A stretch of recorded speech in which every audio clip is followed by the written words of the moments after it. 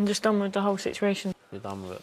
Yeah. Come on. No, it's not actually fair. I'm literally, I'd rather go home. I don't want to keep No. He just asked them to the fucking hideaway and they're flirting. But even so, this whole situation, what makes you think I'm going to be happy with the fact... It's giving double standard. It really is giving double standard. The audacity to scream and yell at people across the villa and tell them off and tell that my guy doesn't want you. And yet when someone that looks like you walks into the villa and is clearly flirting with your guy and exploring a connection, you have nothing to say. You curl into a ball and you cry in fetal position. Make that make sense. I am side-eyeing Meg. I want to say something, but I'm not going to say something because I don't want the strike from YouTube, and I've promised myself that I wouldn't say negative things that are about people that I don't know. But if it walks like a duck, quacks like a duck, looks like a duck, it is a duck. That's all I'm going to say. And then production. How are we going to have Alim? We had Alima in the villa. We rarely got to see her. We have Billykiss who replaced Alima and we barely get to see her. But we get to see people like Andrada and the stupid storyline that you're trying to tell us. Make it make sense. The only time we got to see Billykiss was when she was being told about a situation with Meg and Dijon. Does she not have her own storyline?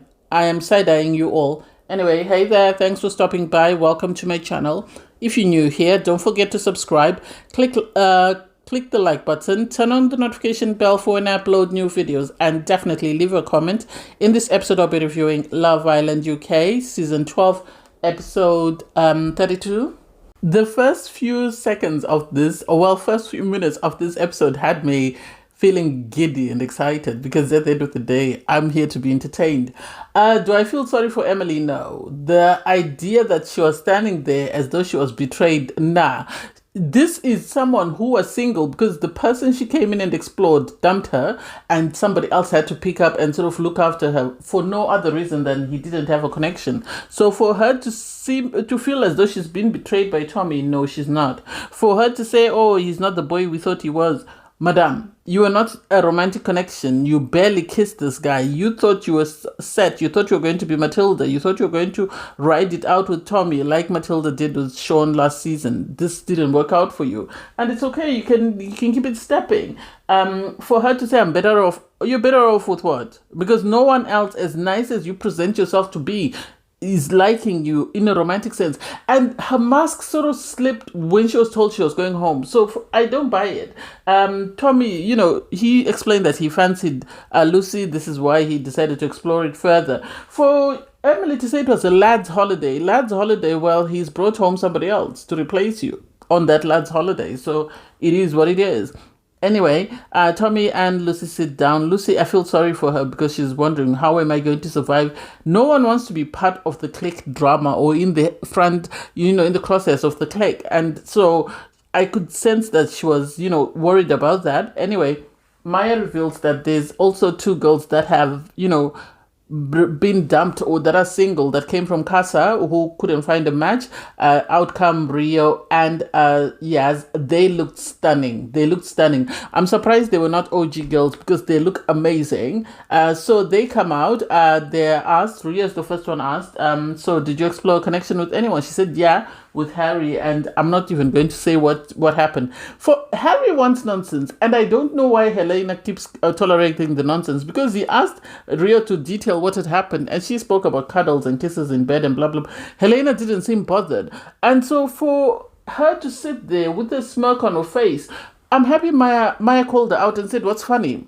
Because she was trying to make a mockery of Rio that you did all that and still he didn't pick you. So I'm happy that, Maya called her out that I don't get why you're laughing. Why are you laughing? Is it because, you don't care, or is it because you know that there's nothing you can do about it? And then she looked like an idiot because you also had Jamie chime in that you deserve better. You don't need this nonsense. And everyone around you is telling you, wake up, wake up. My feeling is this.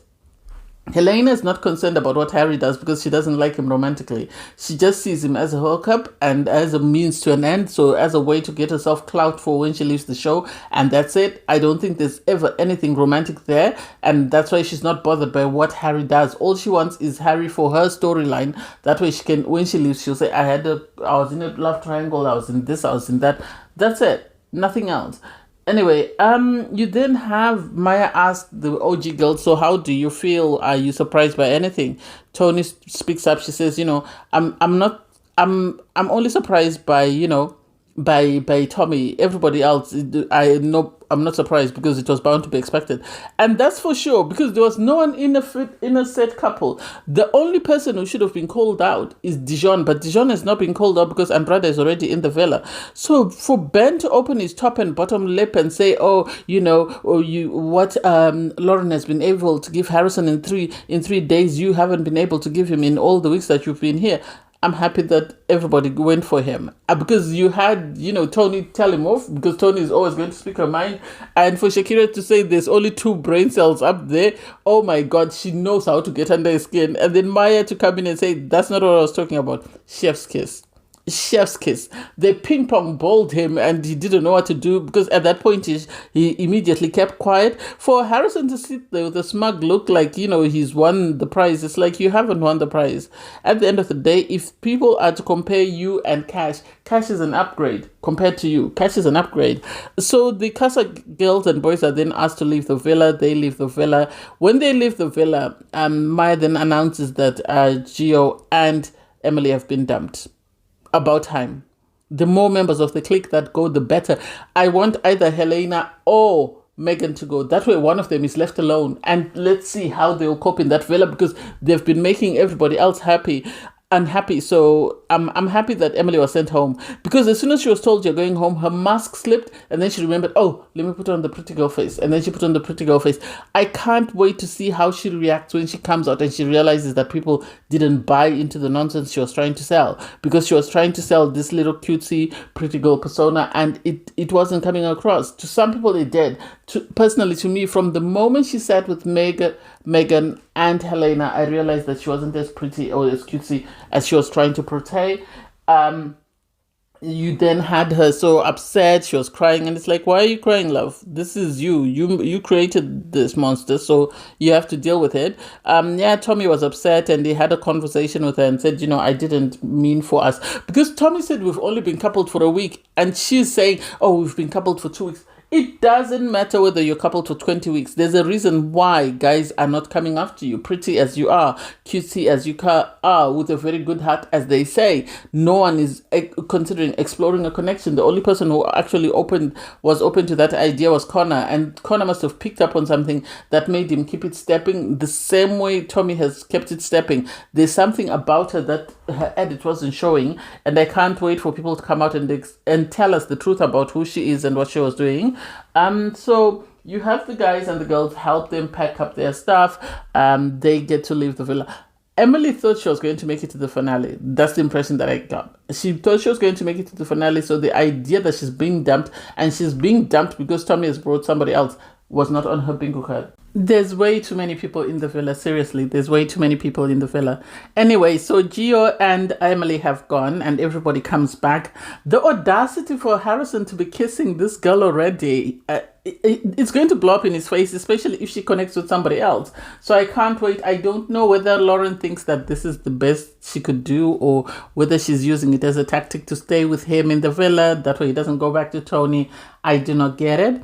You have Dijon and Megan. They are having a chat. They're happy to be back together. And it's like, well, good for you. Let's see how long this lasts. You have Harry and Helena at the fire pit. And they're having a conversation about the fact that Emma is there. And you have Helena, I don't know whether it's insecurity. I think it's insecurity, no self-respect. Are her problems, insecurity and no self-respect, because the audacity to say, oh, Emma is here just for you, she's not here for anything else. Emma has not shown anything or done anything to show that she's interested in this man. She has told him that she doesn't want anything to do with him. She's called him out for his crap. And for Harry to sort of try and play the victim, I didn't get it. He's saying that he did kiss Rio in bed. It was only once. It wasn't serious. If it was serious, he would have brought her back. And it's like, Helena thinks she's got the prize. This is the impression that I get. I think she thinks Harry is the prize. That's why she's so open to the idea that, she has won and everybody else has lost. I don't get it. They did speak about Andrada and the fact that Andrada and Dijon had a very good connection in Casa, and they were going to continue to explore that once they came back. And it's like, I don't know. I really don't know. I think they should focus on themselves and leave everybody else's business. They have way too many problems to be focusing on anything.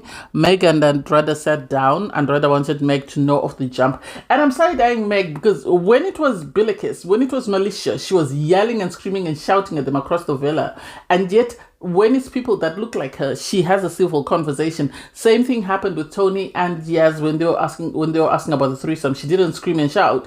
And now the same thing is happening with Andrada. They sat down.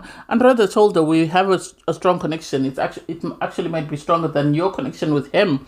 And for Meg to be taken aback, I'm not sure. I really don't know why she was surprised, because she was saying, oh, but he told me it was just a sexual conversation. It wasn't a sexual conversation. When he was telling her, we need to continue to explore even when we come back to the villa.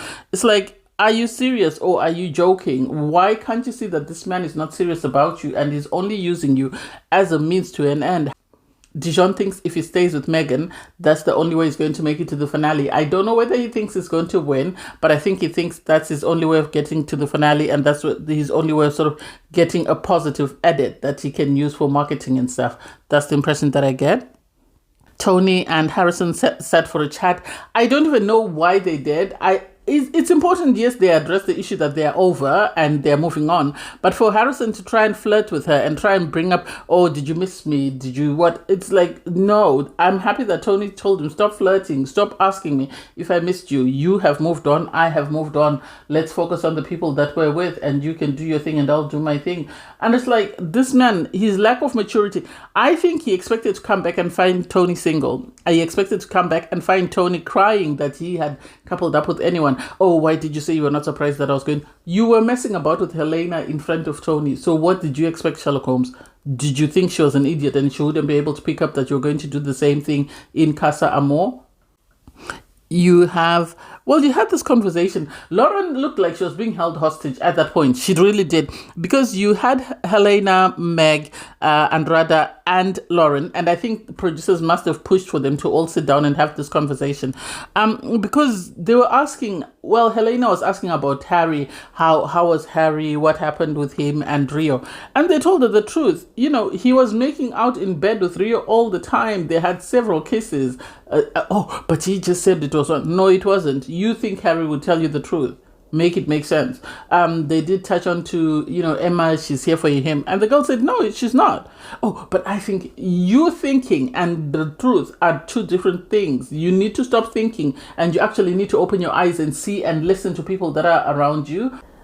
On her part, Emma was on the daybeds with Yaz, and they were having a conversation, and she was saying, I don't understand why. We also don't understand why Helena keeps putting up with Harry's nonsense, unless it's just a game for her. As Shakira said, this is a game for her. She is seeing it as a means to an end, whether she's after clout or whether she wants to win.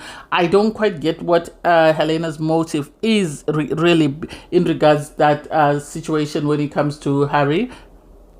Dijon and Meg sat down for a chat because Meg had more information after speaking to Andrada, and she's sort of saying, you told me it was just a sexual conversation, but apparently you were flirting, you had a good connection, and you had. And then he ended up saying, yeah, we did have deeper chats. And it's like Dijon is trying to manipulate words. And sadly for Megan, because she's so desperate for attention, she allows him to do that. And he gets away with saying and doing whatever he wants because she doesn't challenge him. So I don't get it. I really don't understand why she has to put up with nonsense from this man. Harry and Helena then sat up for another conversation, and Helena sort of questioning, oh, did you do bits with her? I would be very upset if you did bits. And it's like, kissing is an intimate act. So if you're not affected by the fact that you was kissing this woman in bed, having chats with this woman in bed, then I don't understand what else you need. You reap what you sow. You're going to continue to be embarrassed, and when you leave the show, you're going to see how much of an idiot you look like. For Maya to call you out, that shows you're being an idiot. And sadly for you, I don't get it, because after asking him, the next thing is she's kissing him, and it's like, make it make sense, Helena. Do you even care about what he's doing, or you're not bothered? Harry then was in the bedroom with Harrison, and Harrison is asking him, how do you continue to get away with stuff? And you went, well, when you get to my age, you with experience, you realize it's easy to get away with stuff. And it's like, nah, everyone can see that Helena doesn't have any emotional connection, whether she's after sex with Harry or whatever she's after with Harry, only she knows, because it doesn't make sense why she would continue to do this. Obviously, when they went to bed, in bed, she's the one who's always pleasing him. I've never seen him please her, so I don't understand, because he's always pulling the duvet over her head, and it's like, this woman is really thirsty. Anyway, before they went to bed, you had Meg complaining about Dijon, and she was crying, and it's like, madam, do you remember screaming and shouting at Malicia? Do you remember screaming and shouting at Billykiss? Well, karma is coming a-calling. So in the morning, the islanders wake up. Obviously, you have the people that slept outside, and then Yaz and Jamie slept upstairs. And so everyone comes out. Harrison is on his honeymoon. That's the impression that I get. He is on his honeymoon. The way he's making out with this girl, I feel like part of it is to rub it in Tony's face. Anyway, while the girls are getting ready, you have Meg moaning to the girls, saying that, Dijon apparently still wants to get to know Andrada. And this is sweet music to Billykiss's ears. And I'm surprised Billykiss didn't call her out, because of the way she behaved when Billykiss was trying to get to know, this man, and suddenly how very laid back she is. All her smoke is going towards, her guy. It's not going towards Andrada. And it's like, oh, make it make sense. Anyway, you have Tony and Shakira go, because Tony was crying, so eventually she goes up to the terrace with Shakira. They're having a conversation. Harrison is in the pool. He's busy swimming with Lauren, and it's like, is he swimming with Lauren because this is an activity he wants to do, or is he doing it to rub it in Tony's face and try to make her jealous? I love that Tony has a good friend in Shakira, because Shakira told her, you don't need this. You don't need to make him see that you're upset. Why are you upset? You need to move on. And Tony needs to move on. There's no point in her sort of pushing for something that's not there. He didn't respect her enough while he was in the villa. He didn't respect her in Casa, and he's back in the villa and he's still disrespecting her. So the idea that she's crying over this man, I personally don't understand it. And I wish she could, put on a big girl panties and move on. I love that Shakira said she wanted to speak to Harrison and let him know that it was unacceptable, because they saw him in the pool, and Tony said, no, if he loses me, he loses you. He can't have access to you if he's lost me. And it's like, I love this. And then you had Helena and Emma go to the fire pit for a chat. I love this. Sadly for Helena and Harry combined, they don't have the brain power to sort of realize that she's giving them a heads up of what the viewers are thinking. Because she's saying to Helena, I don't like the way you've been sneaking around. And Helena's like, what do you mean I've been sneaking around? And she went, you and Harry going to the terrace. No, that wasn't my idea. That was Harry. And it's like, the two of you had a conversation the first time you went to the hideaway, and you both agreed to go, and then you snuck out of bed and went and pulled him out of his bed. You could have easily refused to get out of bed. You could have stayed in your bed, but you wanted to go with him. You have since been calling him and asking him to go to the hideaway with you. So please, make it make sense. I'm not buying that nonsense that, oh, it's all Harry. It's not all Harry. For Helena to try and make herself a victim, people always slam me every time I come to the fire pit. Sit down and ask yourself, why are people calling you out every time you come to the fire pit? What are you and Harry doing that's making everybody else call you out? There must be something you're doing that's wrong. That's why you're being called out. And I don't get it. I didn't understand why she couldn't see where Emma was coming from. She did ask, are you here for Harry? Seriously, how many more times can this woman say no? If she really was here for Harry, she would have made a play for him. She hasn't. That shows she's not there for him. She's there to make him look like an idiot for revenge, yes, but she's not there for Harry. You then had Connor and Emma have a conversation. And personally, what do I think? I sort of get where Connor's coming from, but I also get where Emma's coming from. That Harry's not going to have anything positive to say about Emma. He's always going to look for the negative. That way he can bring her down, because he feels like she's bringing him down. For Connor to try and say, I haven't heard him say anything negative about you, he's always said good things. Obviously, he's going to do that. Obviously, he's going to try and look like a good guy. He still has feelings for her, and he doesn't want her to see or hear him say anything negative about her. So I get it. For her, on her part, Emma, I think she's worried about what he may say. Let's be for real. I think she's worried about what he might say. Connor seems to have an issue with Emma sort of saying, oh, why are you involving yourself in that mess? And it's like, Emma didn't involve herself in anything. In the villa, she pulled Harry aside, had a conversation, that was it. She needed to have a conversation with, Helena, to let her know that I'm not here for your man. I'm just here for my own thing, but I'm not here for your man, so please don't worry about me. And so I don't get it. I really don't get it, because if Connor is saying he wants a fiery woman, what does he mean by fiery woman?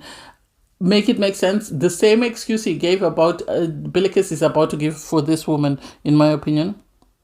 You have Andrada pull Dijon for a chat, and they sort of walk as though they're going towards the hideaway. Meg is sitting there in her line of vision. She's questioning, oh, I hope she doesn't take him to the hideaway. I hope. And it's like, where is the screaming and shouting, girl? We all remember when you were shouting at Militia across the villa, saying, why are you taking my man to the hideaway? Why are you not having the same smoke for Andrada as you did for her, Militia? What is the difference apart from, their pigmentation, as far as I'm concerned?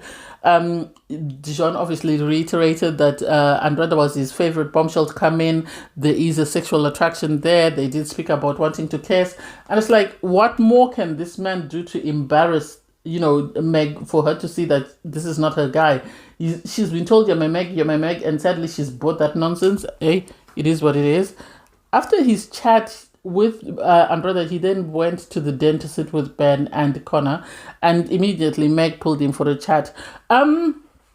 Dijon has a way with words. He has a way with words. Because when he was speaking to Meg, she said, you have to make a decision. You have to decide whether you want me or whether you want to end things. I'm not going to be in another love triangle. And he asked her, do you want to end things? So he was putting the onus on her to end things. So had she said, yes, I want to end things, then he would have been able to say, okay, it's not my fault. She broke us up, so I'm going for Andrada. He's looking for a way of getting to Andrada without appearing messy, because at the end of the day, his goal is to leave there as a winner. So he's going to do everything, to make sure that he wins. For her to say, I don't want you to make me look like a mug. My cup doesn't say mug. And it's like, oh, please stop. We're not buying that. I don't have any empathy for Meg, regardless of what Dijon does. Yes, I don't agree with Dijon, but I have no empathy, given how she treated the other girls in the villa when they were trying to get to know Dijon. So whatever she gets from Dijon, she deserves it. As far as I'm concerned, she deserves whatever she gets. Dijon then went down and Meg was in the bedroom crying. And it's like, why is she crying? If it was Billykiss who had that conversation, or if Dijon was saying all that about Billykiss, would she be sitting in the bedroom crying, or would she be going looking for Billykiss and yelling at Billykiss, why are you trying to take my man? Why are you being disrespectful? Why is she not having the same smoke for Andrada as she did for Billykiss and Militia? Make it make sense. If it walks like a duck, quacks like a duck, looks like a duck, it is a duck. And as far as I'm concerned, for those that know, Anyway, she then says to Harry, because Harry tries to console her, I'd rather go home than continue to put up with this nonsense. He's lying to me. And then Harry's giving an excuse that, he's afraid of commitment. I don't think he's afraid of commitment. I think he's tolerating Meg until the very end. I can see, what was her name? Jess, and what was his name? Oh my God, that guy, Jess, and whoever the guy she won with, that's the same situation I'm seeing with Meg, whereby the guy is just tolerating her until they get to the end and they win. And then once they've won, he goes his way, she goes her way. So you have the Islanders getting ready for the night. Helena is telling everyone that she is looking forward to sitting down with Harry to have a debrief. And it's like, we don't need to continue to hear about, Harry and Helena. We've heard enough. That's enough. We need to move on. How many more times can we sit through this mess? And so she is talking about the fact that, she wants to have a conversation, find out exactly what happened in Casa, because a lot of people are telling her different things and she's confused because Harry's saying a different story. And it's like, girl, we don't care. We really don't care. You can talk to a tree. You can talk to the wind. We don't care about what is going on with you and Harry. Anyway, you then have Dijon pull Andrada for a chat once everyone has picked up their drinks. He's been given an ultimatum by Meg, it seems. And so because of that ultimatum, I feel this is why he felt the need to end things with Andrada. Even when he ended things with her, he was still saying you're my favorite bombshell. I like you, but I don't want to lead you on. And it's like, which is it? Are you breaking up with her because there's nothing there, or are you breaking up with her because Meg has told you need to break up with her? I want to put money on the fact that had Meg said to him, we're over, he would have run to Andrade and he'd have continued with it and he would have recoupled with her until the very end and he would have taken the risk, because it seems there's something about Andrade that he really likes and he's trying to find a way of how he can appease Meg while still keeping Andrade sweet. So he ends things with her. She is happy for things to end. In her confessional, Andrade was saying that she feels like Dijon has ended things with her because Meg has told him you need to end things, not because he wanted to end things, because he sort of gave her mixed signals in their final conversation, or what appeared to be their final conversation. And we are all agreeing with you, my dear. We are all agreeing with you. Harry goes for a chat with Helena. I don't even know the purpose of that chat. I really don't. Because Helena is saying she wants clarity because she feels like, he was pursuing other people in Casa. He said he pursued people in Casa because had he not pursued anyone in Casa, then he would have been very miserable and he would have come back a very miserable man. So he needed to do it in order to get over it and move on. And it's like we're saying, you, Harry, that's not enough. He promises that he's not going to be intimate with anybody else. He's not going to explore connections with anybody else. We are all side-eyeing him and we're going to just keep our opinions to ourselves. He did say, they spoke about Dijon and Meg, and he and Helena were saying, we expected Dijon when he came back to sort of come back and make this declaration. I really missed you. I did this, and it showed me that I needed you to be my one. And so I want to be exclusive with you. But he didn't do that. So they are seeing it as gameplay. We're all seeing it as gameplay from this time. He sort of wanted Malaysia but didn't go with Malaysia because he really wanted to stay in the villa, so he chose to stay with Meg. I feel like had Andrade come in the time Malaysia came in, his head would have turned and he would have left Meg without even blinking an eyelid. So the idea that he's smitten and he's over the moon, no. They actually brought up something that I've seen as well, that you barely get to see Dijon and Meg kissing outside of challenges. You barely get to see them being physically intimate. It seems like this is an agreement between the two of them that they're going to milk this for what it's worth and get to the end, and then they're going to sort of uncouple once they leave the villa. They're giving Jess and, what was his name? Sammy. Jess and Sammy, in the sense that they are playing the game just to win. They're not playing it because they really have found a strong connection. You have Dijon pull Meg to the terrace for a chat. I think this is what I think. I think Dijon expected to take Meg to the terrace, tell her what she wanted to hear, have her sort of lap it up as per usual, and then keep it stepping. So he pulled her to the terrace, told her that, he wants to, he's understood her ultimatum. He's not going to explore connections with anyone. He wants to stick by her. And she is upset because she says, she's been patient with him and it seems he has not sort of been loyal to her. They speak about the fact that, he's saying, I don't want anyone else, I want you. And she didn't bite. And I think because she didn't eat up what he was giving and was actually challenging him, this is why he took a step back and he said, okay, let's take a moment and think about it and then we'll come back. I think he's now reassessing his plan to think, do I still need to continue putting up with this nonsense, or can I keep it stepping and move on to somebody else? I have a feeling he's going to move on. I have a feeling that he's going to choose if he thinks it's going to benefit him better, he's going to dump Meg and go for Andrade, especially after movie night, because movie night is coming up next. I can't wait to see what happens. Thanks guys for watching. Please don't forget to like, share, comment and subscribe, and click the link in my video to watch my review from episode 31. Bye guys.